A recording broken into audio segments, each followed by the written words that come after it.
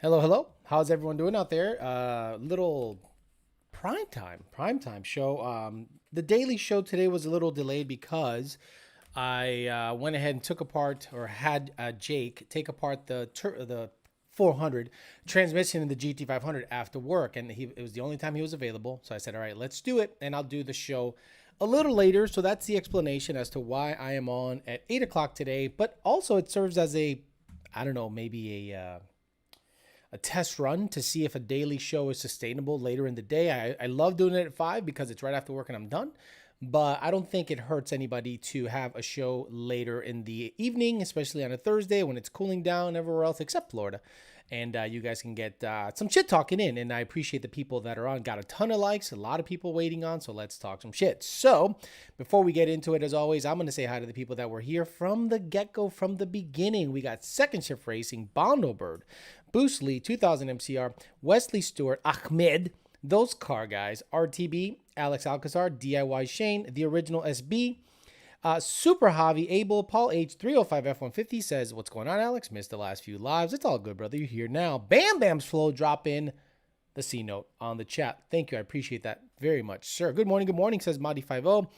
Window to the wall. Currently looking to put a Coyote in my 01F body. Yes, the infighting with the LS, LT, dual overhead cam versus push rod cam has become internal.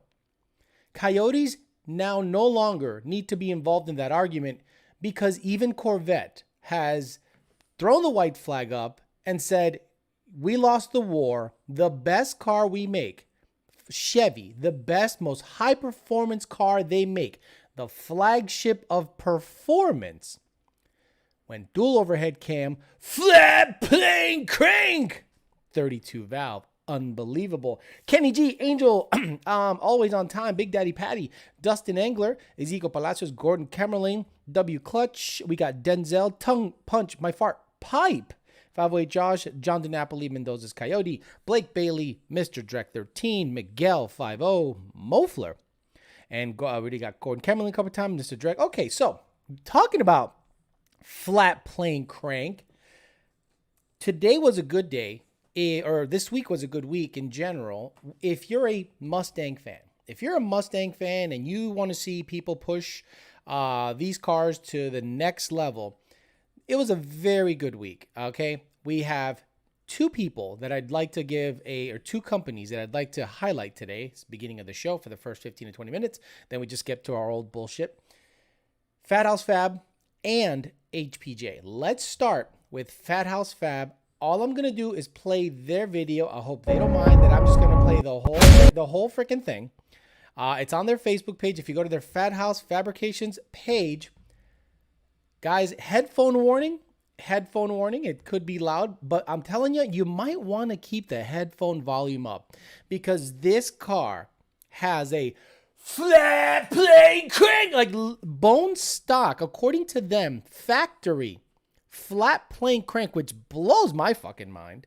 I thought them bitches, well, the rod's flaying, but the crank seems to be intact. But a factory supposedly, cannot confirm this, that's what they're telling us, flat plane crank. And they equipped it with a 400 transmission. Let's take a listen. I'll shut the fuck up for the whole minute and a half and check out what they accomplished.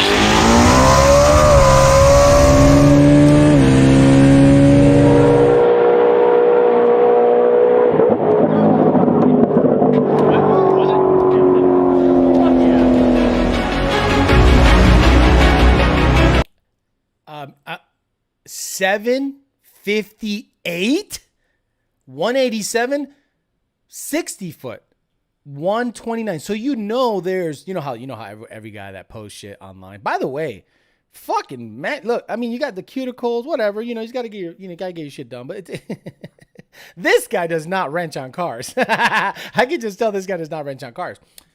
129. So there's a ton left in it, bro. We haven't even leaned on it. But look at the guy going for a fucking cruise, not even stressing life at 7.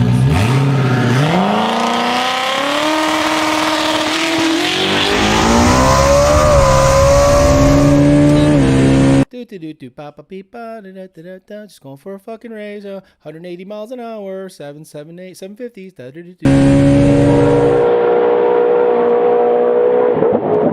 Fuck. 758. Very close to the very, very, very close to the overall IRS record. Like, they have the quickest and fastest GT350. Very close to the quickest and fastest overall IRS S550. Come on, buddy. You're already starting. You were sleeping 2 seconds ago. And they've done something amazing, in my opinion. I don't know how the fuck they did it with the stock crank. I have no idea, but shout out to them. Shout out to people who tune in. Shout out to Vit, the guy that never gets any credit, the Mr. Motec. Corbin Johnson does the tuning, I think. Is it Corbin Johnson? I think his name is Corbin Johnson. Johnson Tuning. But Vit, the Motec guy himself, the motherfucker that makes the fucking bass file, that dude. Shout out to him, because no one shouts him out. He is like the guy that no one really mentions. And then on top of that, we had HPJ. If you go to the HPJ page on Facebook, new 2020 GT500 record. Congratulations to Kyle on setting the new record, 887 at 165. This is a twin turbo, like a Hellion sleeper kit on a GT500. A ton of R&D went into this combo, and we learned a ton that we now pass down to our Shelby packages. Hellion twin turbo, Lund tuning, HP tuners, Terran Sig. They tagged a whole bunch of people here. And, this needs a lot more love. I can't imagine people don't really give this a bunch of love, but I get why. Because right now, other GT500 owners are punching air. And if you guys want to know specifics about this combo, I would just stay tuned, because I don't know much about it. I know that it's Junior and HPJ's baby.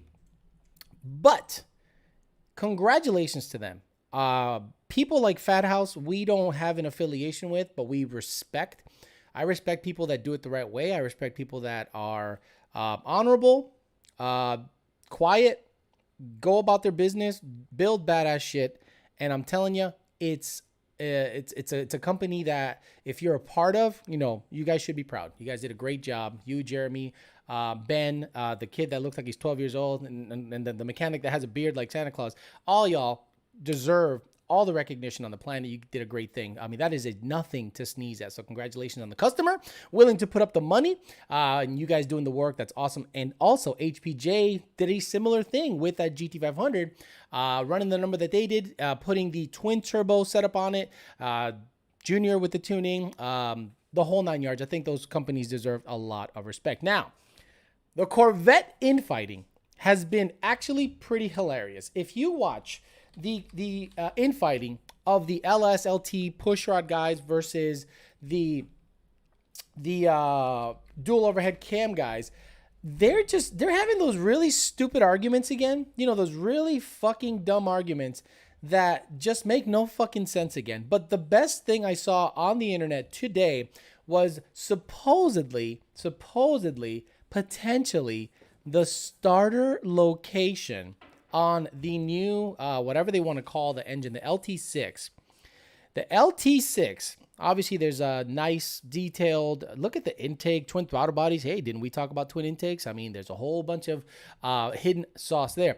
The starter is under supposedly, according to this photo, they took a page out of the North Star V8 and decided to put the fucking starter under the intake manifold. I mean, what in the fucking shit is wrong with people? Like, they're still doing that?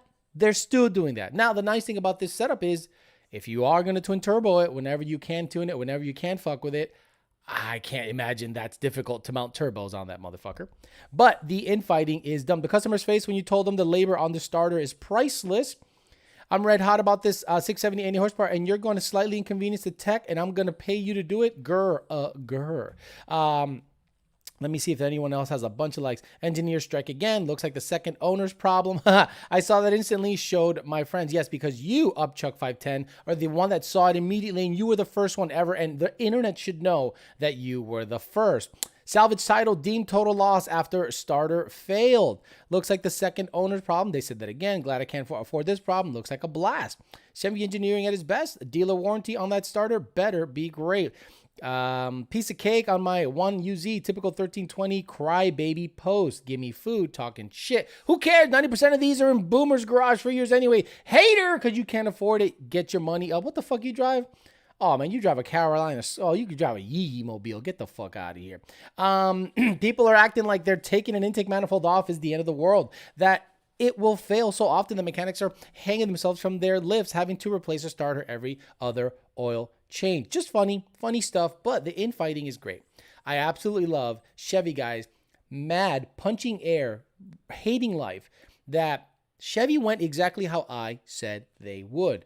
If you guys paid really close attention to the channel, I posted two videos talking about the fact that Chevy, and not only did I call the dual overhead cam, twin dual overhead cam, 32 valve, I also called the displacement. I said 5.5 liters. So if you guys listen closely, I actually called the displacement. I said, 5.5 liter, and people went, how the fuck does this guy know the actual displacement of said vehicle? And this is real simple, guys.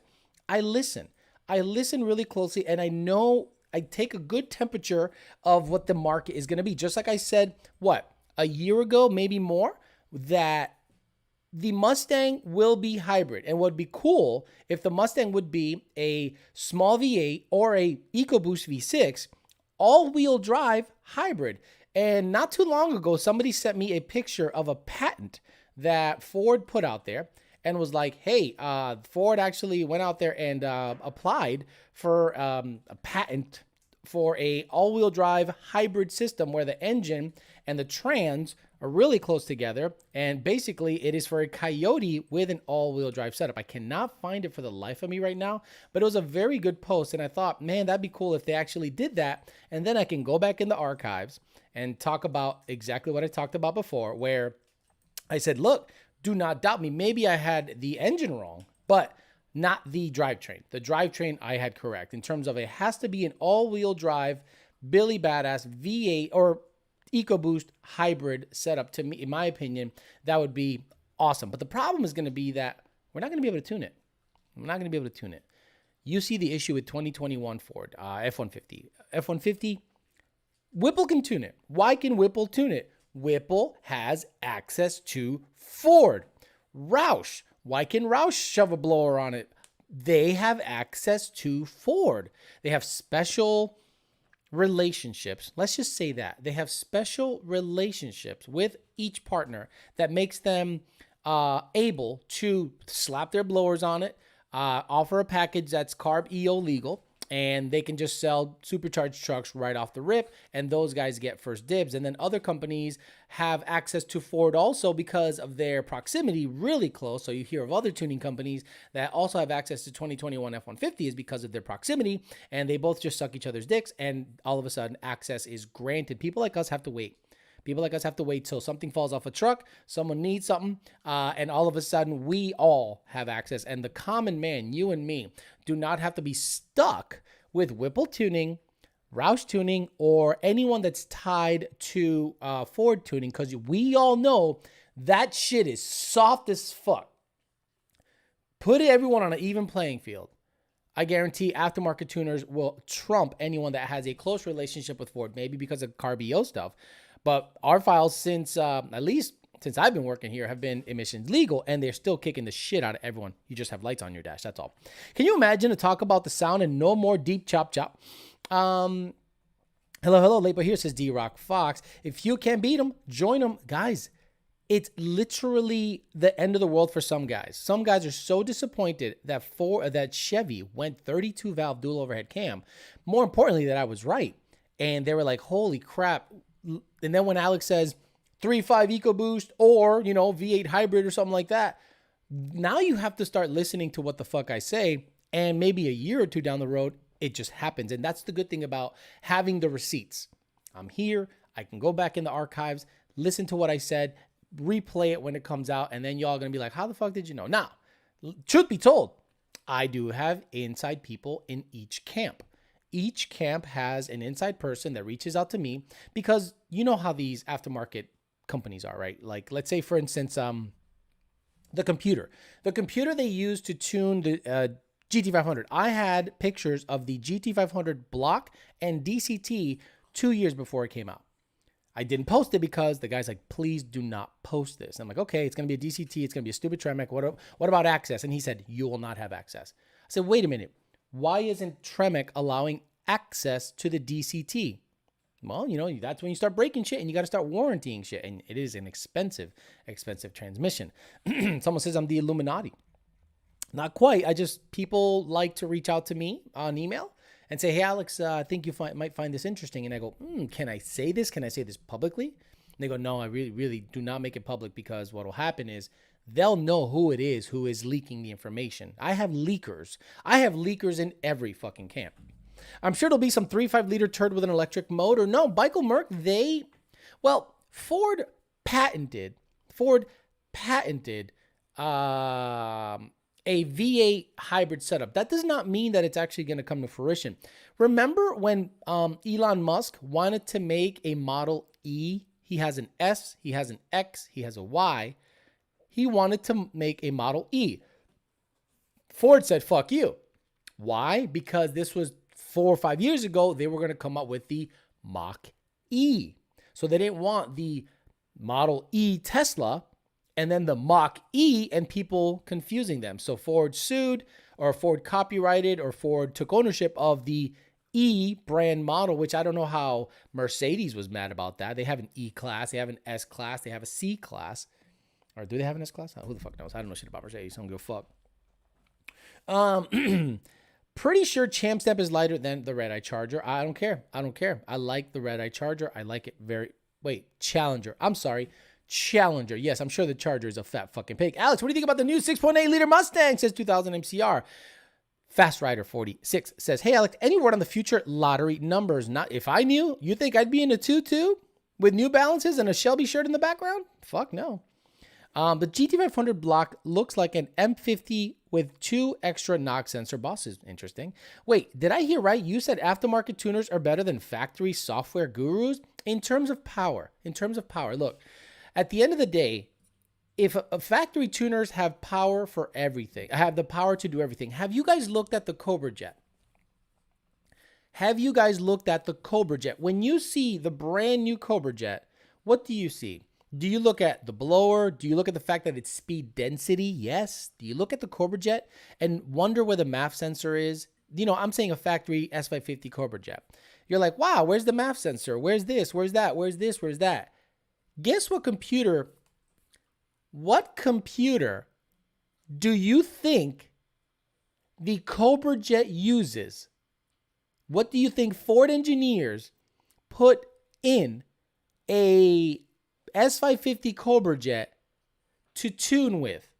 I'll let that question out there and I'll tell you what they use. Okay, so this is how tuners identify computers. Spanish Oak is 07 to 10 GT500 and 3 valve. Copperhead is 11 to 14. S550 is tricore, 15 to 17 tricore. And then newer ones like 18 to 20 is TC298. So TC298, brandy new. Tricore is 15 to 17. Copperhead is 11 to 14. Spanish Oak is 3 valve and 07 to 10 GT500. Which computer do you guys think the Ford team uses in the Cobra Jet? Let's go. Copperhead, Spanish Oak, Copperhead, Spanish Oak, Tricor or TC298? Someone said EEC3. Someone said A9L. Now that's funny. That's fucking funny. When someone says A9L, you are talking my language, my man. I never had good luck with Dodge, but the red eyes are sweet. They are sweet. Standalone Holley Dominator? No. They do not use Holley. They do not use Dominator. They do not use any of that shit. I'm saying from Ford. Maybe aftermarket people do, but from Ford. Greg says, I'm guessing Spanish Oak. Someone said EEC, Copperhead, Tricor, Spanish Oak, Tricor. A lot of people say Tricor, Apple, Gen 3, Tricor, Spanish Oak, Spanish Oak. So people are saying Spanish Oak or Tricor. They use a GT500 Copperhead computer, 11 to 14. 11 to 14, guys. Copperhead computer. Speed density. And I'll go... So they have the ability to tune speed density Copperhead 11 to 14 computer on a brand new Cobra jet. I was like, okay, they have access to everything. Hey, get out of here. They have access to everything. They can tune speed density Copperhead on a Cobra jet. And I was like, it's not a Tricor? Interesting. Now, maybe they're piggybacking. That could be it. But visually, I saw the PCM and I went, that is an 11 to 14 computer. So that means they have the ability to tune the speed density model on Cobra jets because they're locked cam speed density cars, if I'm not mistaken, with a 400 trans, a race ready vehicle that does not matter about emissions. There is no VIN number on it. So they use a Copperhead computer, as far as I know, because when I went to PRI and I looked at a Cobra jet, I went, that's a Copperhead. Hey, senior, get over here. That's a Copperhead. And he's like, yeah, they have the ability to tune the speed density model in the Copperhead without a MAF sensor. So Ford has access to all this shit. Obviously, they're Ford.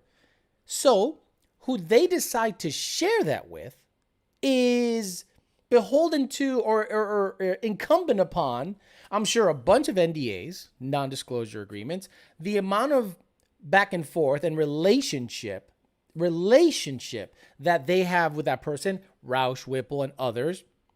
But think about this.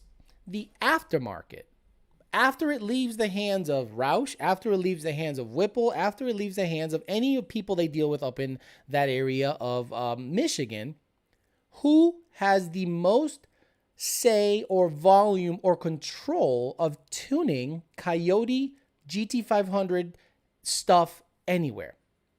Us, Lund Racing. And I've always wondered why Ford doesn't say to us, hey guys, you guys run the show, especially when it comes to control packs. Listen to me, Ford. When it comes to control packs, nobody tunes more than Lund Racing. So doesn't Ford want to sell control packs? Doesn't Ford want to sell plug and play ready stuff? And the customer never leaves its stock. The customer never leaves its stock, Ford. The first thing they do is, they don't even put the stock cold air on it. The first thing they do, because Ford Racing control packs are non-emissions legal components, that rear O2s are off on the Ford Racing control pack calibration computer. The computer, it's off. Okay. So why wouldn't they reach out to us or at least give us some kind of access to be like, hey, you guys are top dog in terms of volume. You guys kind of control the market, because imagine someone got a hair up their butt. Imagine someone got a hair up their butt and said, we're going to make our own standalone. I'm not saying we are. No fucking way. I don't think Lund Racing is at all interested in that shit. But I am just literally saying, what happens if anyone says, we got to make our own standalone and we're going to compete directly with Ford. And here's all the access to all the shit, and we're going to make our own custom stuff like a Motec. Imagine Motec was, quote unquote, affordable, because it is higher end pricing. And Motec started saying, hey, forget the Ford Racing control pack. We have all the connectors. We have a ton of control, custom programming, change tunes on the fly. Here you go. And we go up against Ford Racing. Don't you think Ford would go, whoa, whoa, whoa, whoa, whoa, wait. There is a competitor? There's someone that's going to go head to head? Yeah. And whoever gets access to all the stuff and it's easier for the tuner to use, they'll use that. And the price point has to be proper. Right now, there is none. But if you want to sell control packs, why wouldn't you work with the highest volume tuning company, period? Don't know. I've always wondered that. But Ford can tune anything. So I'm not saying Ford... we're better tuners than Ford. That would be absolutely ridiculous. They make the software, they make everything. But the moment it leaves their hands, because they're handcuffed by government bullshit, the moment it leaves their hands and you install twin turbos, you install a big blower, you install a 6R80 swap, you install crazy injectors, LU47s, MU52s, D-Twerk95s, FICs, ID2000s, Ford is done. Ford cannot, you can't go to Ford and go, well, excuse me, Ford, can I get a tune for ID1000? They're going to go, no. The tune is set up for 30 whatever the fucks. So you're going to have to go to a custom tuner. And that's where we come in, because customers never leave it stock. They want to go E85, they want to go race it. Do you think a guy that puts a Coyote in a Fox body, or a Voodoo, if he could, in a Fox body, or a light car, or a F100 or a Bronco swap, wants to leave it on the stock control pack tune? No freaking way. Imagine Ford sharing the info with Lund Racing. The stock tune will get all the sauce. 2021 Mustang, the access is limited. The access is limited. We get whatever the companies that make the software gets. Right? We just get what this is what we got. What we got to work with. So handcuffed. So if y'all were used to that super sauce, well, Ford, all that shit dried up. That's in my... I don't have direct knowledge, but I just know that the access ain't there. And they're going to start locking it up more and more because the government is making them lock shit up. Do you think PBH should make a swap style harness to swap a copperhead onto a 21 and up in Mustang and new Fords? Blake Bailey, do you know how incredibly difficult that is? First of all, you have to have all the addresses. You have to have access to the CAN bus stuff. You have to have addresses to how everything works. It's not just like, oh, just get some wires from Crutchfield. All right, you open up the Crutchfield. What is the other? J.C. Whitney? Remember the J.C. Whitney magazine? You guys remember the J.C. Whitney magazines? You used to get these things in the fucking mail, and you just go buy like Blaupunkt fucking speakers. And this was like, yeah, this. Remember this, guys? J.C. Whitney. You can't just open a J.C. Whitney catalog, right? And go, yeah, can I get a Copperhead and can I get a Copperhead, connector, factory Copperhead connector, and then a whole bunch of wires. Oh, by the way, I need access to the CAN bus addresses. I need access to the binary files. I need access to, you cannot just open a J.C. Whitney catalog and start ordering stuff that would make a Copperhead swap work on a 21. Like, think about that. Think about how much of a crazy, and if you look at the physical connection of a Copperhead is totally different than a TC298 or a Tricore. Do tuners normally leave Easter eggs in the tune? Absolutely. Do you think Ford will fully open up the control pack to you guys because you'll learn too much and about the other ECU? Maybe. I don't know. But there is a lot to be said. I don't think Ford gives full access. This is what I speculate, because when I was at Roush, I spoke with a tuner there, and I loved that he gave me a whole bunch of data. He must have been on his way out, because he was just talking, and I'm like, you're telling a shit-talking fake tuner like really specific information. Guys, do you know how they tuned the knock sensors on a 15 to 17 Mustang on a Roush car? I repeat, do you know how Roush tuned the knock sensors on a 15 to 17 Roush RS3 calibration? They bolted a copper tube onto the block, and they routed it inside the cab, so that when they would hear audible detonation, they would then desensitize the knock sensors enough to where it's actually, okay, it's right just before audible. Let's set it at that frequency. So I believe that Ford probably has control, like ultimate control. You can't just say, Ford, give me everything. Ford probably has a different way of exporting their tune. You know what I mean? Like, I think their exporting tune process is like token based or something, where you, even as a partner or a dealer, and this is all speculation here, I suspect that they give you access via a token system. I don't think they just give you all the sauce, or the export process is still theirs.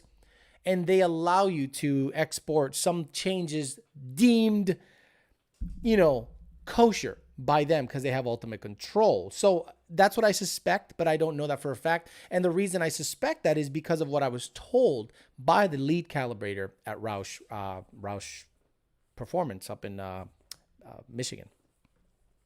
Talk about Throwback Thursday, Twisted in Georgia. Exactly, JC Whitney in the house. Hey, Alex, I think you missed my super chat. August Quorum, installing my Odin this weekend. Thank you for reminding me, sir. Installing my Odin this weekend. Should I use RTV instead of the gasket when putting on the throttle body, or is that an issue for Whipple throttle bodies? I think it's only an issue for throttle bodies. I have not seen the issue on Whipple I've seen issues for the TJ69 for other reasons, but I would use the gasket, and that would be more of like a something that deadens the vibration of the blower. So yes, I would definitely use the gasket in your case. GM has System B. The TTSV Blackhawk is not tunable.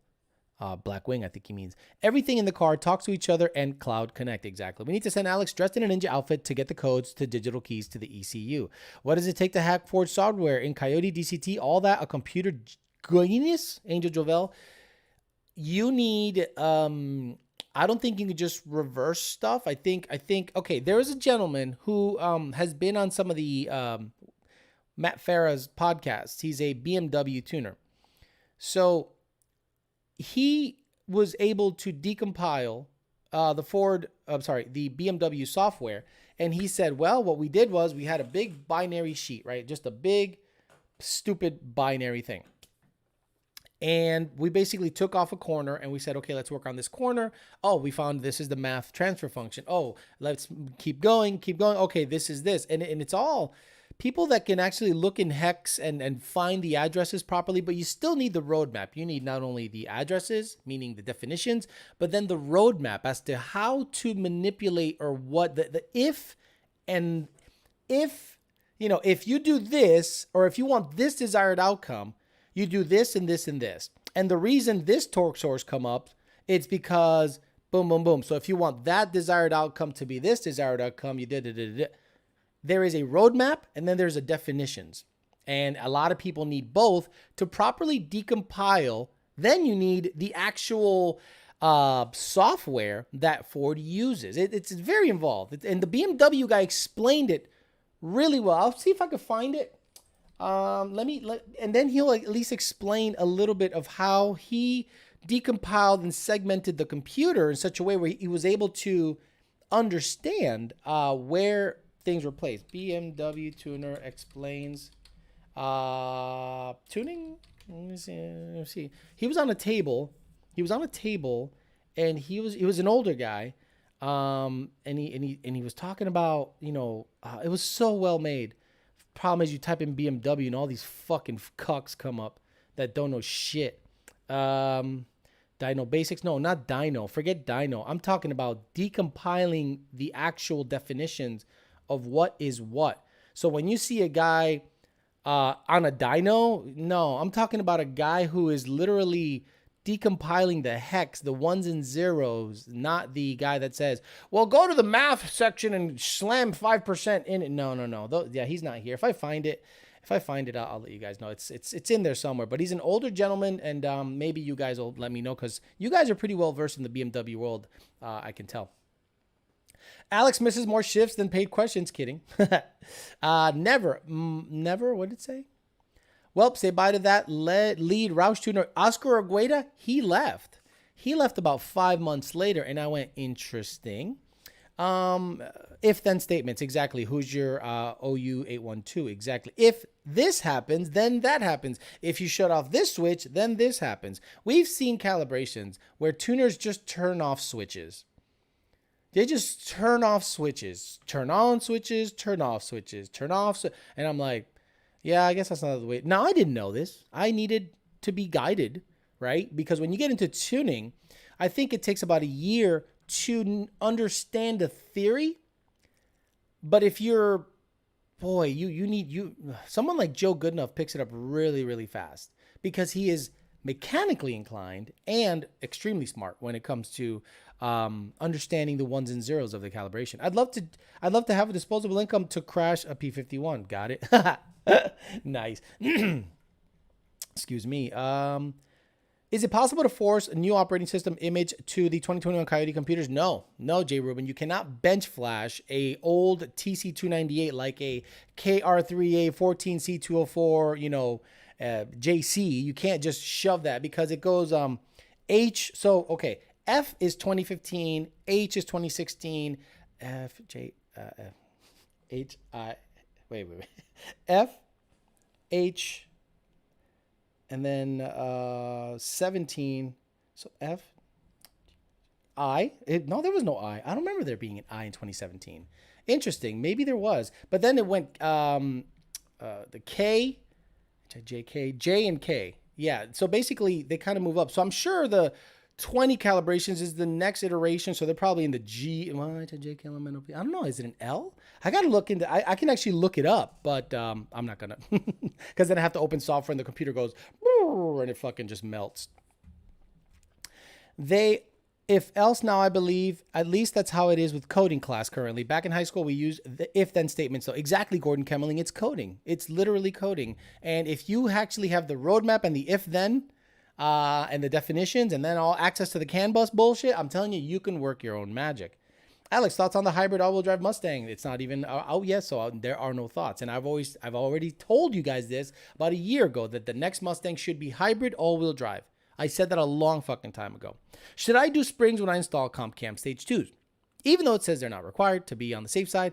If so, which kit? Thanks. 2019 GT350. They're not required, but if you want to get a set of pack 1, 2, 3, 4 springs, that's probably a good idea if you're going to be in there fucking around anyway.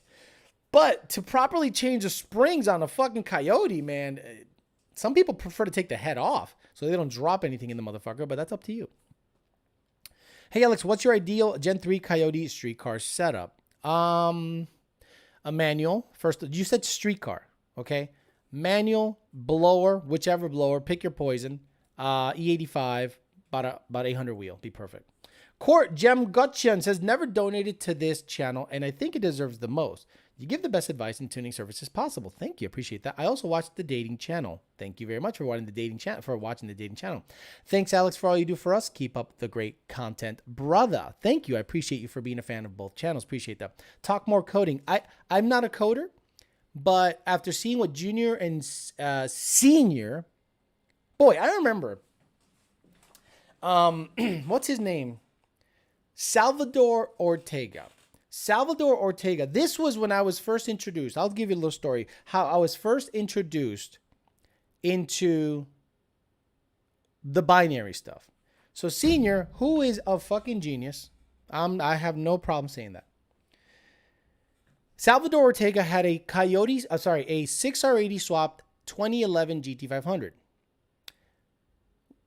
It was basically a Copperhead computer, Mustang Copperhead 6R80, like a Win 3, WYN3 computer, or YN4, WYN4, and a 6R80. So what was happening was he was doing highway rolls, and he was experiencing a 4th to 5th weird shift issue, which is also prevalent on S550s, where you're in 4th gear, and you are commanding a 7,200 RPM shift in 4th gear, and it won't make it. It'll do it early. It'll go, boop, boop. It'll kind of double upshift. Boop, boop.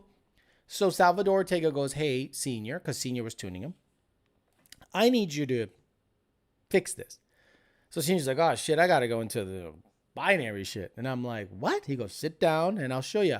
He started showing me what needs to happen in order for him to find certain things and move them around and make it. And I was like, oh my God, I thought you just go to the shift schedule and raise it up and have it shift where it wants. No.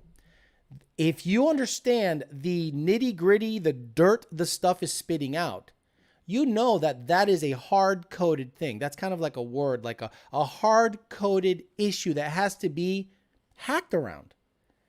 4.5 upshifts on S550 Mustangs aren't a thing.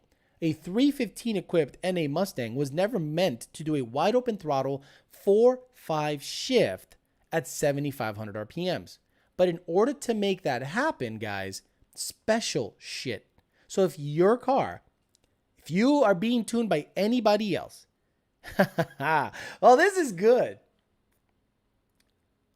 If you're tuned by anybody else and it makes a 4-5 watt shift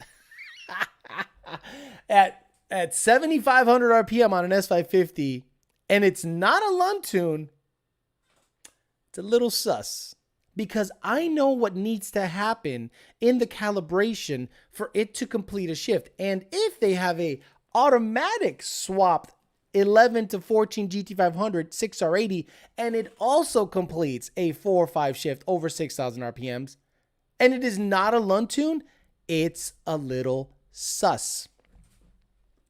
My brother decompiles Bosch ME7 ECU shit like The Matrix. Most of the shit was written in German and lots of code. Spent hours testing and tuning, doing hits on I-45. Alex is the guy falling on the sword by trying to teach us NA guys how to make power and about the issues with the alphabet intakes. People still don't listen.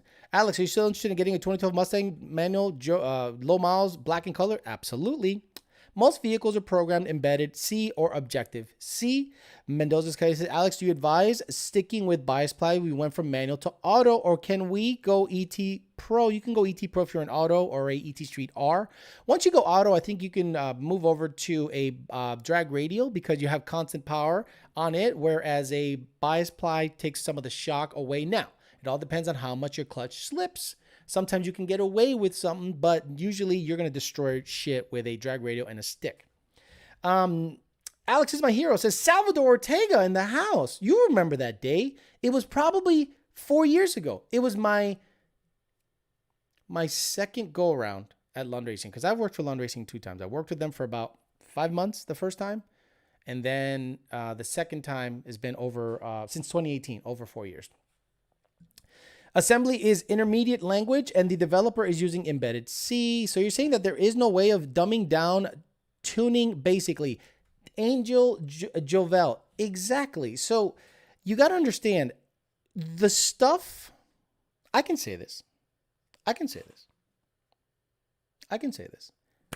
The stuff you're allowed to see on SCT and like HP tuners is what they allow you to see. You know what I mean? And then above and beyond, there's a bunch of other shit. And sometimes, because we don't fuck with SCT anymore, there was a section in SCT called junk. Like, they're like, we don't know where to put it, so we're just going to call it junk. And you go in there and you're like, and certain software manufacturers they label stuff wrong. Yeah, so it takes a bit of a... Joe was the first one that showed me that. He goes, that table's flipped. I go, what do you mean that table's flipped? Like, SCT doesn't index like 25% of their shit. You don't know if it's RPM versus load. You don't know if it's engine coolant temp versus time. You have no idea. So in order to find that out, you got to go into the matrix. So when people say, oh, this or that, look, we use our own shit and we do our thing. We also use HP tuners, RTD stuff. Awesome. They've been an awesome partner. Shout out to them. But, there is a lot to be discovered. If you had full access to the calibration, you're seeing maybe a quarter of it or half of it on the software that's available to you guys on the retail side of things. Alex, are D-Torque injectors good? They are, but we support only the D-Torque 95s and under. D-Torque 95s, 72s, 55s. Anything like 1200 and up, we prefer you get FIC, ID. That's how we like it. Guys today always say you can't outshift an auto. What do you say about the given botched shifts from new stuff? Well, that is interesting, second shift racing. That's a very interesting thing to say. So The 6R80 and the 10R80, once you make big boy power, they don't shift consistently. So the people that said you can't shift an auto, I'm sure are living in 4L60 and maybe 6R80, because 6R80 is pretty damn stout. But 10R80, you can miss a shift. It'll just neutral out based on the clutch tolerances, the power you're putting to it, blah, blah, blah, blah, blah. With the emerging clutch technology like Black Magic and other long arm style clutches, the gap has now been slightly shortened between the performance of a stick shift car with that kind of clutch and an automatic with a planetary style torque converter situation. You've seen, guys, there are now manuals that have a torque converter as its clutch. Billy badass stuff. It's like a hybrid. It's kind of like the best of both worlds. Hex editors for the win. Exactly. Hex editors that know their shit. I remember one time some guy was tuning a car and he goes, I had to edit this thing in hex. And I'm like, you're a liar. You're a fucking liar. You do not have access to this thing in hex. I knew he was lying, but I can't publicly call him a liar because then I have to then prove that he's lying. The accuser has to prove that he's lying. And then in order to prove that he's lying, I'd have to give up information that I shouldn't.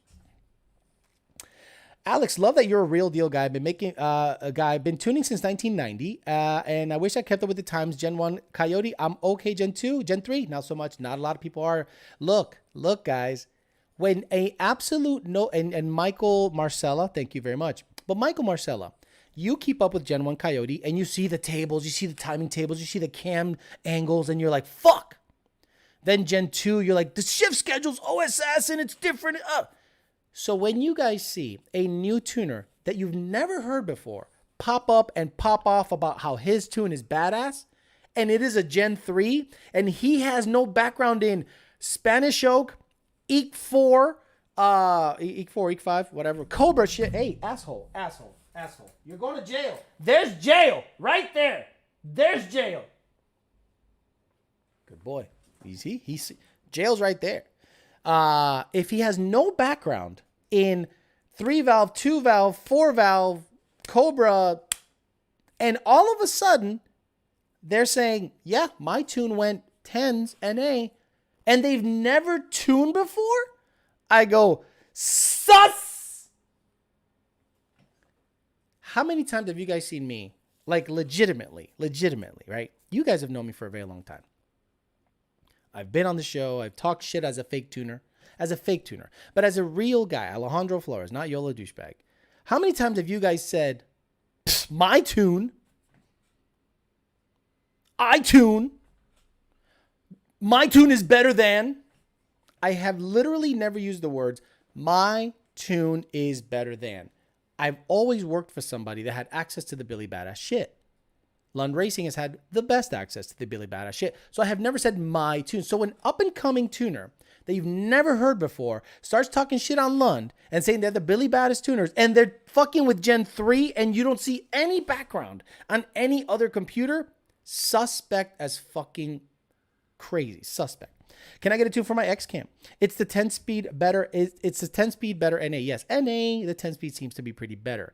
Got those hex editors limited. Yes, yeah, those hex editors are limited. Exactly. Hex editing is limited unless you have access to everything. And I'm not going to start spouting off acronyms and things of file nature that you need to have. But certain things have to fall off certain trucks for people to have Billy Badass access.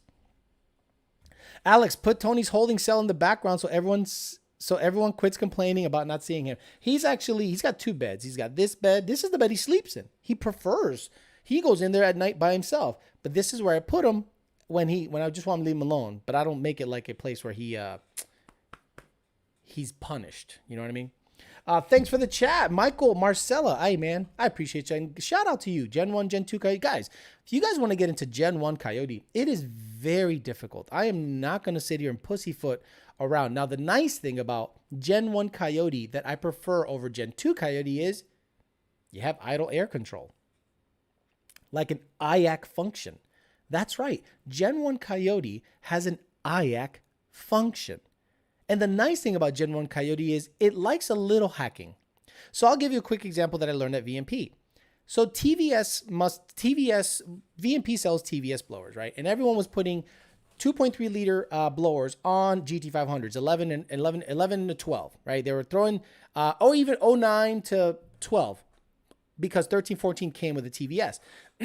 So when you open the calibration on a 13 to 14 GT500 and you look at the speed density, which isn't really editable, it's just like numbers in the hundreds of thousands that don't really make sense. You're like, hey, those numbers are smaller.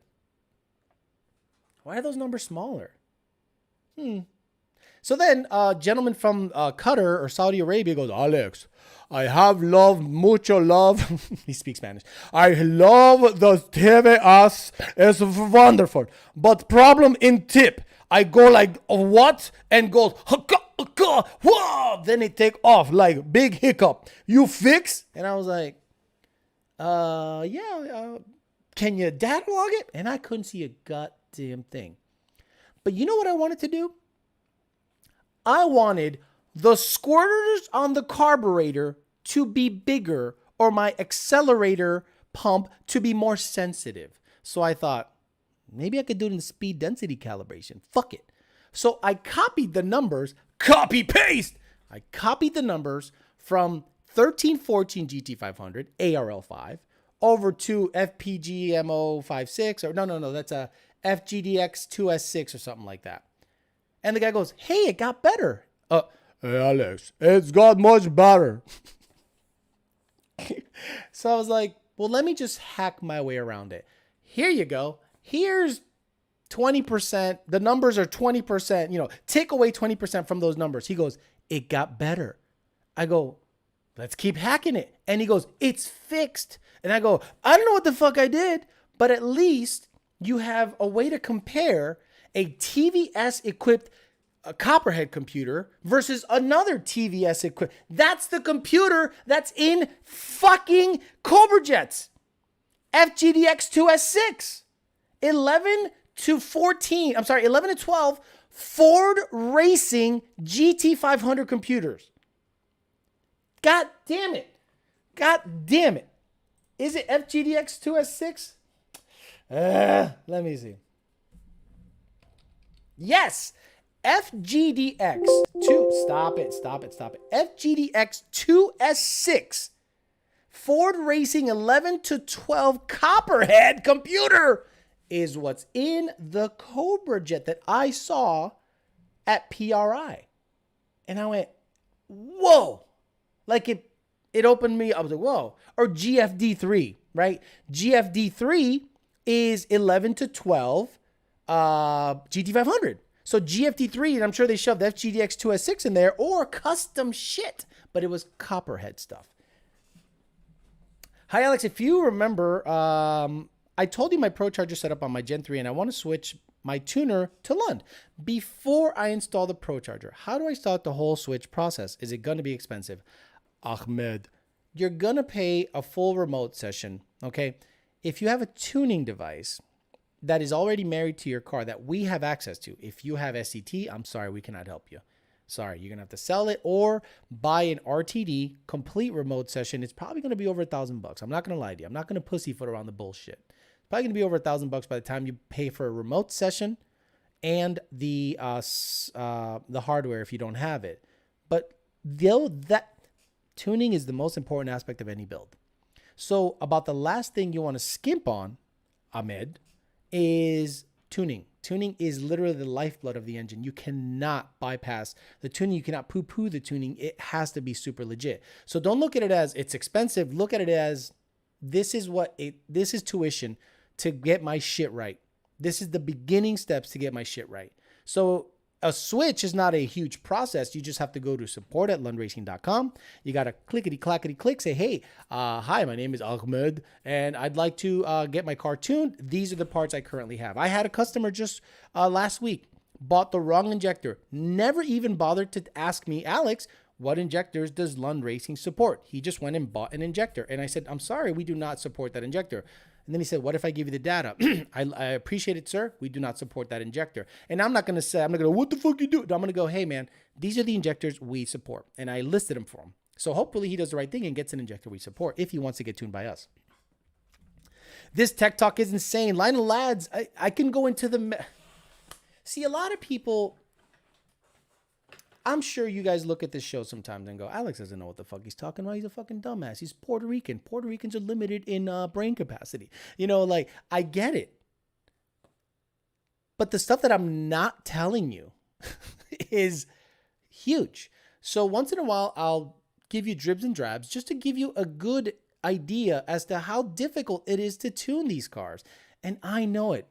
Do you know how difficult it would be for me to, okay, let's say I have a Gen 2 automatic Mustang and I load a Lund Racing tune on it, stock cold air.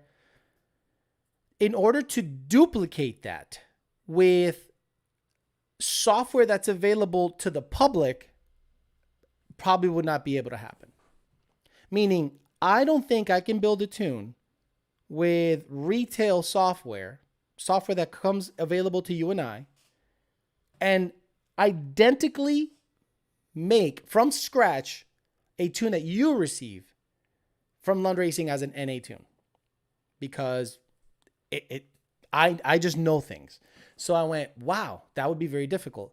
How do you know, or how do you suspect tuners know that their shit is being copied and stolen and used as someone else's, right?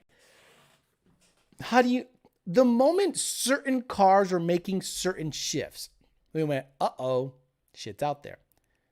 Interesting. But we can't go out there and go on Facebook and go on Instagram and go, such and such probably stole a tune. I caught a tuner red fucking handed because the tune was open. I was able to see the calibration ID and I go, excuse me, sir, who tunes this car? Oh, blah, blah, blah. I'm like, really? Interesting. And it wasn't, because the calibration ID was not his. It was someone else's. And forever, I know certain people are frauds, but you can't go out there and publicly call them out, because then you look like a fucking asshole. You look like a hater. You look like a piece of shit. But they know that I know that you're a fucking fraud, bro. What mods would you do to fix the MT82? Yeah, someone said get with Ben Calmer, 100%. Can you explain what stage 1, stage 2, stage 3 cam and which cam should you get for street use and future boost? Reginald Johnson. The stages, it's just them naming cams in terms of overlap and lobe and duration aggressiveness. That is a question for the cam manufacturer. Would you get an S650 Mustang when they come out with the Backdraft Cobra? Sounds like the last hurrah for tuning, but access will probably be limited. I don't want to give Ford any more money. Ford, personally, look, I'd love to have a good relationship with Ford. I'm sure they give other people access that give them positive reviews. So Ford is not stupid, right? Ford is smart not to have me anywhere near their wavelength, because if I see bullshit, I'm going to call it. I'm going to say, this is dumb. This is stupid. Dumb. Stupid. Right? Then they want positive feedback always. When was the last time you saw someone contracted to Ford, or at least invited to Ford to drive a car at a track, and then the guy gave a negative or not so glowing review? I think part of the program is give glowing reviews. And I don't want to play that game. I don't want to seem like a shill. I don't want to seem like shit's all fucked up. I don't want to seem like shit's like I'm for sale. I really don't want to come across that way. So I don't want to give Ford any more money, because I don't think they've played ball properly with the aftermarket. They go out there and they'll... Guys, did y'all forget about the Iron Coyote? Did y'all forget about the Iron Coyote? I asked Keith Ray, a guy who has been PRI, a guy who has been 420s and Owlette, my future car. And I asked him, what do you think about the cast iron Coyote block? The moment I saw it, what did I say? It's fucking stupid. Show me a racer that opts for an iron engine in a high-end capacity. aluminum. Billy badass. Nobody goes, oh, I can't wait to shove an iron fucking block in my shit. But there were cuck-ass motherfuckers double fisting and cupping the balls and going, oh, this is the answer to everyone's problem. Shut up. But Ford probably heard me go. I met with a Ford guy. I'm not going to name who he is. And he goes, oh, we're really excited about this program. And I said, why? It's a heavier block. No racer opts to put heavier parts on their car. It's about light. So when I asked Keith Ray, what do you think about the Iron Coyote? And he gave you an honest assessment. Homeboy was on the money. By the way, this is Keith Ray. He's going to be giving me Owlet pretty soon. Sleeves, labor, main. Oh my God. He's a ginger. Mains, decks, everything out. The work is markets usually between 32 and 3,500. Wow. It's that. So how about a cheap one? Is there a cheap sleeve job? Because my argument went out the window with that. Because let's say mine, I took mine L&M, it was $1,800, but I had the block. Oh, there. Where's the block? Here's the block right here. No doubt. How much heavier do you think it would be over? Okay, hold on. And you got to. Let's start from the beginning. Ray. Keith Ray. Ray is known to have a fast car, and because I'm not fast, my opinion does not matter. So, I asked Keith earlier about his thoughts about the cast Coyote block Ford Performance is introducing, and you had an interesting take. So tell me your thoughts about the cast Coyote block, cast steel or cast iron. Cast iron, sorry. Yeah. At its face value, I mean, it's a good idea. The problem is force weight, no doubt. How much heavier do you think it would be over aluminum Coyote? It's probably, without knowing the exact structure, I'm sure it's relatively the same structure. Right. A sleeved aluminum block versus that, it's probably going to be, I would say, every bit of 50 pounds. See what so he's like, wait. So when I started saying stuff that I wasn't being wowed by everything Ford said, I guarantee people on the inside probably said, you know what? That guy is willing to talk negatively about a product when there are negative points about the product. How many motherfuckers bought that Coyote motor and put it in the Renegade car? X275. Where are the iron block Coyote racers? Where are you? Nowhere. Stop it. Forget Iron Coyote. Gotta get the 7.3 Godzilla. My future car. I love that. Alex, did you see the woke Doritos commercial? Nope. Why do you fucking talk about Doritos? We're talking technical. This is a wonderful episode. We talked about Fathouse Fab. We talked about HPJ. And we're getting into semi nitty-gritty tuning stuff. And you talking about Doritos commercials, man. Stop it. Iron blocks are the LS boys. Exactly. The rants are great. Alex is talking about my tuned by someone else and accused Alex of being a tune thief. Cool. Ooh, I have secrets. Exactly. Someone's like, Alex is the tune. I'm a tune thief. Fuck, I tune for fucking Lund. That's it. Second shift racing, probably get the coding. Okay, yeah. Chase says, I haven't seen a fast cast iron Coyote. They use M50R and they call it stock aluminum block. Once the Predator block was available, every builder chose that block to build with. It's just a meaty 5.2 Predator. And basically Ford kind of shot themselves in the foot, but I have not seen a mass quantity or even anyone rep the iron block Coyote. And that was over 3 years ago, that video, 2 years ago. Dodge, on the other hand, encourages their customers to modify their vehicles. They gave about 10 YouTubers red eyes for a month to modify as much as possible and race 10 cars. Did they let them keep them? Hey, Dodge. You want to steal a Ford boy? Dodge, let's have a talk. You can steal a Ford boy. Who is a bigger cheerleader for Ford that is in the industry than me? Until recently, right?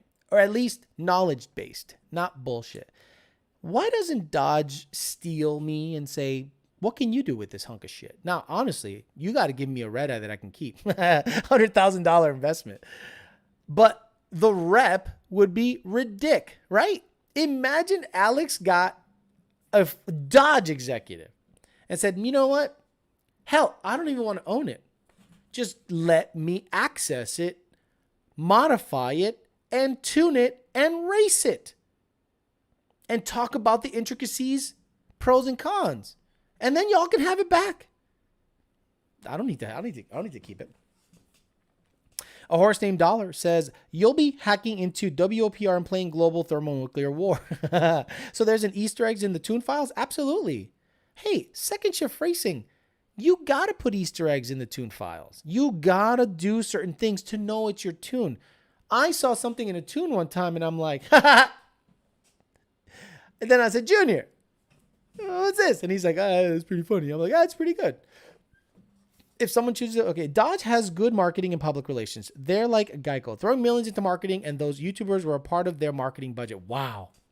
And obviously I'm a nobody. They gave million plus sub or 500,000 plus or big boy YouTubers. I get that. My footprint is not big. It wouldn't be big, but you'd sure as hell try to convert me, Dodge. Let's do it. Well, it's like certain part vendor saying Alejandro Flores approved. It's like a certain part vendor saying Alejandro Flores. I don't know what he's talking about. Iron Coyote makes sense to have to fill it, cool the top end, and slam wastegates shut and let it eat, says Michael Locks. My father-in-law has a 2020 Hellcat. It's freaking amazing. Dodge can steal my royalty as my girl for a demon. Got it. And my girl for a demon. Can you describe Easter eggs in tuning possible? If possible, I cannot. Let me ask you a question. So, okay. Let's say your birthday is, let's say your birthday is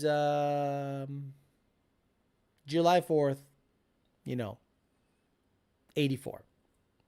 1484. Oh, sorry, 7484. And you could put a 7,484 RPM rev limiter in the car. Why is my rev limiter 7484? Why is my hard limiter 7484? Why is my soft limiter 7482 or 71? So that's what an Easter egg is. With a debit card, you're liable and it has access to your cash. He's right. But Alex, you're a big boy YouTuber in my eyes. I'm not, though. Hellcats are very nice, but who wants to take a chance of being shot in almost every major city in America for a car? You're not wrong. You are not wrong. If I see bullshit, I'm going to call it bullshit. My wife says, why do you watch this guy? Because it's real world. Nice to hear someone that talks like your husband. Got it. Michael Marayo. I think your following isn't big because of gore. You speak the truth. Oh, if people have a car that you expose, they don't want to know that. Red eye. Truth. Got it. Gotcha. Correction in tuning coding. Got it. No hints. The P51 dude, he took a clip and posted it after you determined it was a dud. I remember that. Yes, I remember that. And I asked him to take that down. And I don't think he will. If he's out there still promoting that the P51 is Alex approved, please take that video down. I don't approve. I said it tuned pretty good. Come to find out, I thought it was actually the actual stock OEM size. So I'm looking at air load and I'm like, air load is high. Why is air load high? Because air load was high because the MAF size was smaller and the E85 content or the ethanol content was I thought it was under 85%. So I'm looking at the tune and I'm like, it's trimming out like 9% fuel, but air load is high. So I'm thinking, maybe he has E75, E77 in it. Nope. If he had E85 in it and it's rich, that means the MAF housing is smaller than stock. So then I said it tuned pretty good because I thought he has under 85% ethanol content. Air load was high, trimming out 9% fuel. And all of a sudden that became Alex approves of this intake. Please take that video down. I do not approve of any intake. I see what you did there. Nice. Angel Jovel. Exactly. What's the CO2 emissions difference between E85 and pump gas? I don't know. I have no idea. Hellcat and pulley meth and maybe some headers. It'd be close to 909. Got it. My uncle traded his 03 Terminator for a 15 manual Hellcat Challenger in 2017. I'm thinking of trading my 350 for a wide body Hellcat Charger. I'm telling you guys, there's going to be a lot of people that are ready to sell the Mustang and get into another fast car, and they're going to be eyeballing Dodge. Because it's difficult not to. Alex gets a red eye from Dodge. Alex, this car is shit. Dodge, dope. I would give them an honest assessment. But isn't that worth the risk? Because this is Dodge's play. Let's let them borrow an extended demo red eye. Here you go. He can either love it and we say we have a convert, or he can say it's not that great and we can just say he's a Mustang nut hugger. It's a win-win for you guys. Red eye is better than pink eye. Alex gets a red eye from... I already got that. Who knows how many different models does the Charger platform have?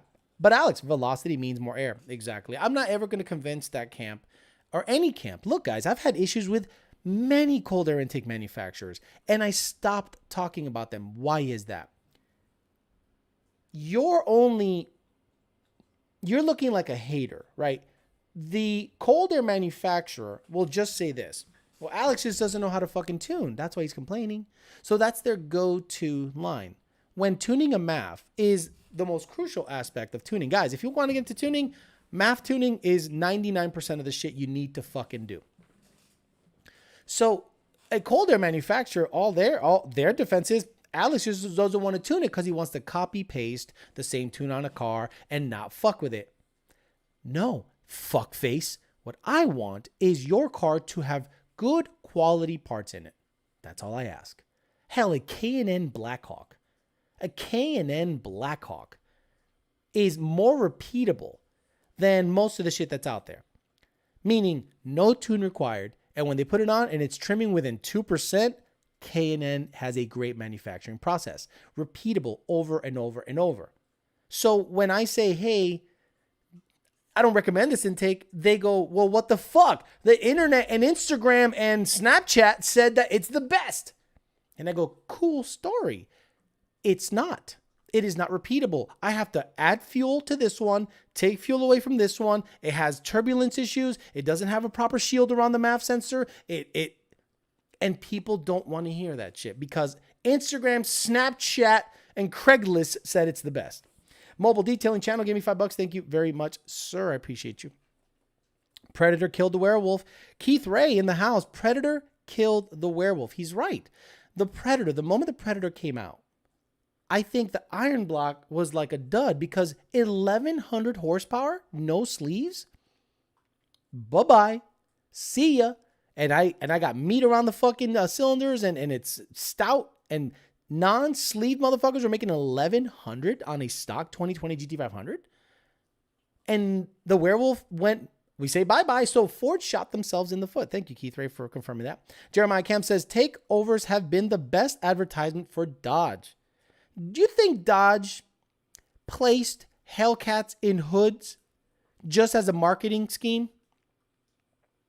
You don't think they gave NBA Youngboy, I said I need it. This Draco's undefeated. Give that motherfucker a Hellcat. Just give that motherfucker a Hellcat. Why? He's hot. He's talking all this shit. Hey, give a 21 Savage a demon. Why should I give 21 Savage? Shut the fuck up and give him a demon, bro. Let him do donuts in, Martin Luther King Boulevard. He's going to promote the shit out of our product. So you don't think Dodge is just going to a hood and go, hey, kid, where's Obama Drive? Hellcat with keys in it. Turn it on. Walk away. Where's Martin Luther King Drive? Right over there. Red eye. Keys in it. Walk away. By the way, put it on a hot 107.1. Because they're playing gangster rap hour. And that will attract them. Hey, Dodge executive. Isn't that a little racist, Dodge executive? No, we're just playing the marketing game. Dodge is all about the ICE motors. Thanks for recommending them, Alex Mendoza's Coyote. Isn't the jail though, or was? Alex, what do you think about the Holley Intech? Intech? Is that like a cold air intake? I don't know. If it's no tune required, get it. Who cares? Wouldn't doubt it. If you've seen their commercials, pretty badass. I feel like everyone and their mother has a Hellcat now. Alex, did you jump on the crypto bandwagon yet? Fuck no. Then NBA star wraps the Hellcat. Or no, NBA Youngboy mini bike. Mini bike man. You don't know who NBA Youngboy is? Never broke again? Do you not know who NBA Youngboy is? Laugh my ass off. Not NBA Youngboy. Next is Lil Nas X. Meanwhile, while Ford makes the LGBTQ edition trucks. Exactly. There's a song called Hellcats and Trackhawks. Hellcats and Trackhawks. You don't see no one going Mustangs and Edges, Mach-E's and Taurus. No, man. Lil Durk's out there talking about Hellcats and Trackhawks. Motherfucking Ford's like, man, that have where's the baby can latch, but it can't. Where is the baby cannot? Is it man with tits? What did I name it? Stupid whistle, diarrhea, loud man, Mike Tyson, jelly beans, media. Oh, this one. How you doing? Oh, no, that's something else. Man giving milk. The baby has been able to latch, but I've not been able to produce any milk. That's okay. Oh, They just sucking dick 'cause on lick, bitch. See what I mean? We are out there, Hellcats and Trackhawks, and Ford is like, where is Ford? Oh my God, I lost it. Where is it? This is Ford. The baby has been able to latch, Yeah. but I've not been able to produce any milk. That's okay. And Dodge is like, yeah. Fuck you, Ford. Like, fuck you. Like, the marketing is bad. The marketing is bad. Dodge gave away more cars than they sold. Shee! It's just a dick. Says that. Gonzo the Great says, I have a 900 horsepower twin turbo 14 GT. I plan on shooting for 1200, but my ID 1000s won't get me there. Fuck no. You need 1700s. No E85 here, so it's 93 or 260 GT. Should I get a FIC 1440s or bigger? At what size injector do I sacrifice low speed and drivability? In my opinion, if you're going to make 1200, man, get way headroom and get 1700Xs. And don't even think about pump gas. It's going to be stuck on E85 forever. If y'all start talking crypto, them bots will come through. Alex invited fish fry. Alex invited to the fish fry. MLK. Guys, you might think I'm like this white Puerto Rican motherfucker. I know more about trap music. I know more about like drill. I know more about UK drill than you do. I know more about fucking more shit. I just stay current. It's just that a 43-year-old man bumping Hellcats and Trackhawks is not a good look. Turn up in the blast off. He went and got out for that body, took his mask off. That's Dodge's anthem. What is like a gay song? What's a gay song that Ford's anthem? What would be a good, guys, give me a good Ford anthem, like a super gay song that I'll get copyrighted and I'll have to delete later. Ford is Little Nas X. Exactly. Gonzo the Great says thanks. Clip flop. For Dodge or Section 8 cars, they'll finance anyone. Supercharged by RMC Mike is the hood. No, there's way hooder songs. Supercharged? Let me see. Aaron Jones Supercharged. Aaron Jones? What is this? It's only got 90,000 views. Fucking whack. Right? We're playing that shit. Get the fuck out of here. Where is he? Where's Second Shift Racing? What the fuck? Yeah, ticking. Supercharged by RMC. Supercharged RMC. What the fuck is RMC? Never heard of that shit. Is that a white guy? Stop it. Let me see. Oh, 1.9 million views. Okay, let's see. Hold on. They might not copyright my shit. We cool. It's all good. Rio de Young OG RMC Mike. Whoa. Bitch. Get him a Dodge. Like Burnouts and Hellcats, and he got a rental Tahoe in that bit from Avis. Stop it. Eating my dough, my God cookie while watching Mendoza's Coyote. Twisted and George says, today's my birthday. I'm old and I'm going to get an Iron Block Coyote 2022 Maverick and wrap it in rainbows. Can I get a little too high power? Whoa, where is too high power? Do I even have? Check this out, man. You coming in a little too high power. Whoa. Let me see. Too high power. Do I still have it? Check this out, fool. You coming a little too high. I love it. Happy birthday, Twisted in Georgia. Fourth song is La Mustang, Alex. La Mustang. This whole last 20 minutes is gonna be copyrighted. La Mustang. Esa la Mustang, me gusta. Wait. Where's La Mustang? I don't have it. I don't have it anywhere. Wasn't there a Mexican guy that was like a Mustang song? Like Ford sucks with their marketing, man. They got to market to the hood. El Mustang. Órale, Ese es corrido music. Tengo un Ken filtro en este cabrón. Tengo el Racing Tune de Baja. No va para nada. Me la pela. Injen. Daily. Corriendo con mis gomas, quemando las llantas, mamando ese bicho, me gusta pagarla. ¡Órale! Let's go. Damn. Pisándole al Mustang que repase los 120. Ando con mi carnal bien humildes y presentes y yo. Pisándole al Oh my God, vas pa'l carajo. Esa mierda. Listen to Rip the Young OG movie or his song Legendary. Rental RT. Alex has to bump this in his Mustang. Burnouts at 96 miles per hour. Sad part is non-car people won't even notice. Corey P, I know a guy that's trying to, I don't know, Whipple Gen 2 in a 2021 Ford. What? ST? Who cares? Let's get copyrighted. Let's get the whole last half hour of this shit is going to be gone. So just take note. When you see the replay, I'll be like, hey, what? I'll just like chop up. I'm not lefty, so don't make fun of my throwing motion. Someone said, hold my wallet. Insert gang signs. I was like, oh, shit. Ford equals Prince. Right. Prince. Like, where's the Prince song where his ass was sticking out? Prince had a fucking thing where his ass was sticking out. Yeah. Prince. This is Ford.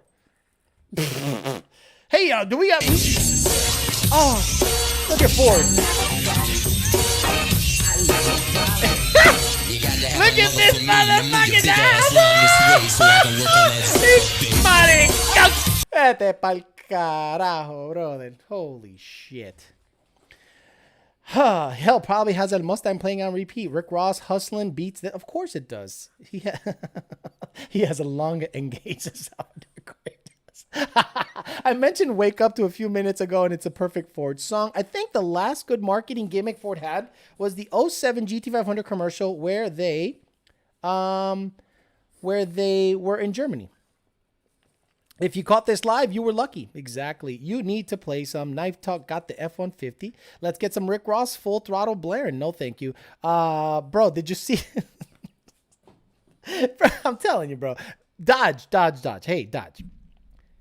Holler at her, brother. I'm close to the hood. I'm in Riviera. There's a Popeyes not that far from me. Let's get it cracking. Ford Markets with Shmee.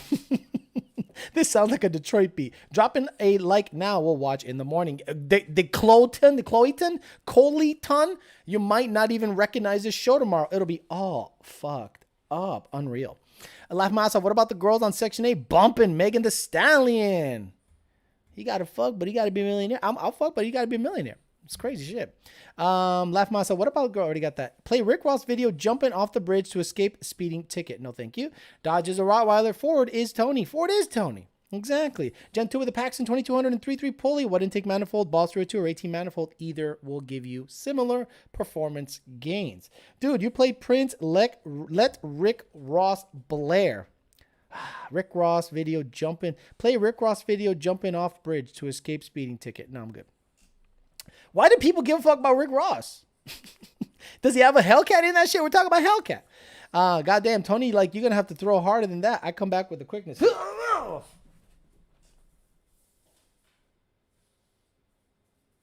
There he is. You're the best pup. I'm telling you, you're the best. The good dog. I think that last commercial was one where they showed the 1114 Coyote Boss 302 and the 500 as the girl's inner Mustang. Exactly. Where it turned from a girl looking at a Mustang like you could design your own, and it went from being a pink car to a black 11 to 12 GT500. Badass commercial. Love that commercial. Someone said Bumble Swipes. Hope it's just burnt clutches in your 400. By the way, it is. Second gear clutches seem to be burnt. So we're going to replace them, and hopefully that'll take care of the 9-mile-an-hour issue. But I got a 40-minute video that I'm going to try to condense to 20. But if it looks good, it's the whole teardown of the 400 Trans. And I'm going to stay up tonight, edit the motherfucker for 2 or 3 hours, and get it going so that it's available for you guys tomorrow morning. Gonzo the Great talking to something else. Alfredo Diaz, I agree. Tony Supercharged got to play some of the side shows from LA. Play Gang Up, Fast and Furious. Fuck Fast and Furious. I hate Daniel Green. I love you. Fuck Fast and Furious. Anything in Fast and Furious. Fuck them. Shit. Ford song is Baby Baby by Justin Bieber. The dog's eyeballs look like they're about to pop out of its head. Yeah, he loses his fucking mind. Look at it. I was 11 when that commercial came out and remember it so vividly. Let's play it. Ford Mustang commercial. Little girl. GT500. That's how the search engine works. Yes. Yep, this is it. Let me see. Bro, that part, believe it or not, call me gay. It gave me goosebumps. That car right there epitomizes what I think is badass. Black on silver, mean, not gay.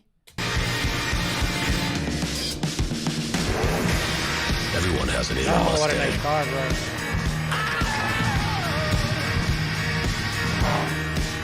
Unleash yours. Ooh. The new 2013. To think, when I saw this commercial in 2012, and to think that I would have owned a low 8-second version of that, no fucking way. Not in a million years. Not in a million years. Trust me, it is not lost on me how lucky I am that I have you guys as followers, fans, and supporting the channel. And because of you guys, I'm able to live my dream of owning some pretty badass hot rods. All right, guys, I'm going to get the fuck out of here. I really appreciate you guys getting on. Today was a very good, kind of on the technical side of things. We explained how difficult it is tuning something, having access, how everything works in a very general term. And I apologize, guys. I cannot give you details, like nitty gritty, down and dirty details, because not everyone needs to know everything. But one day, you'll get all of it. One day you'll get all of it. Obviously, I won't be tuning anymore. But, you know, I really look forward to the days where I can just kind of let loose and tell you everything that I know, just to kind of fill you in as to what it takes to tune a car. I'm out of here, guys. I will see you guys tomorrow. We're going to do it tomorrow. Can I go tomorrow? Boy, okay, stay tuned. I don't think I can give you guys a show tomorrow, but I'm going to try to get you a video tomorrow. But stay tuned. I'll announce it on the early side, depending on what happens. I might have something going on. Do you know what I'm saying? But if not, if I don't have anything going on, I'll give you guys a show. But at least you'll get a video of the teardown of the 400 trans of the 14 GT500 at Power by the Hour. It's pretty cool looking in the inside of that. So if you guys like Billy Badass parts and intricate teardowns of something, I think you'll enjoy that video very much. All right, guys, I'm out of here. Have a great rest of your evening. See you guys tomorrow. Maybe, if not, Peasant Chat, 9:30.